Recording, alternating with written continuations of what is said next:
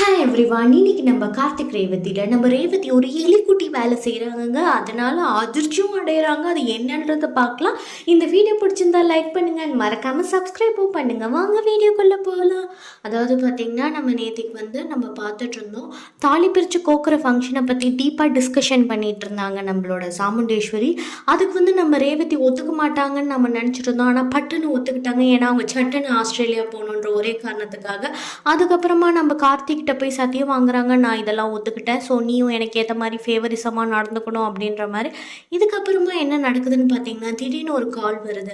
யாருக்கு கால் வருதுன்னு பார்த்தீங்கன்னா, நம்ம சாமுண்டேஸ்வரிக்கு கால் வருது. காலில் என்ன வருதுன்னா, நீங்கள் பத்திரமா பார்த்துக்கோங்க அவனை அப்படின்ற மாதிரி சொல்லிட்டு வச்சிடுறாங்க.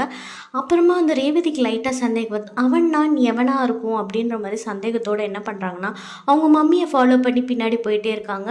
அவங்க கார் ஸ்டார்ட் பண்ணும்போது டிக்கி பின்னாடி நம்ம ரேவதி எலிக்குட்டி மாதிரி போய் ஒளிஞ்சுக்கிட்டு என்ன பண்ணிடுறாங்கன்னா, அப்படியே அந்த கார் போயிட்டு இருக்கும்போது அவங்களும் கூடவே ட்ராவல் பண்ணிட்டு கடைசியாக ஒரு இடம் வந்துடுது, ஒரு கொடவுன் மாதிரி.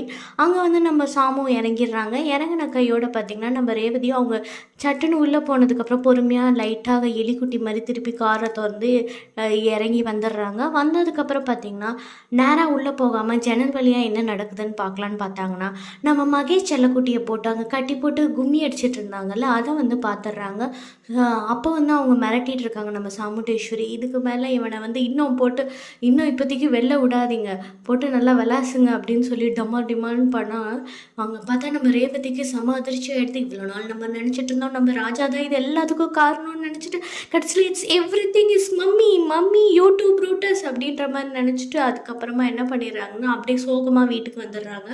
வீட்டுக்கு வந்தோடனே பார்த்தீங்கன்னா, நம்ம ராஜா பச்சை புள்ள மாதிரி தூங்கிட்டு இருக்காரு. அவரை ஊற்று பார்த்து, இவ்வளோ நாள் நான் உன்னையே சந்தேகப்பட்டுட்டேன், ஐ எம் ஸோ சாரி ராஜா அப்படின்ற மாதிரி சொல்லிடுறாங்க.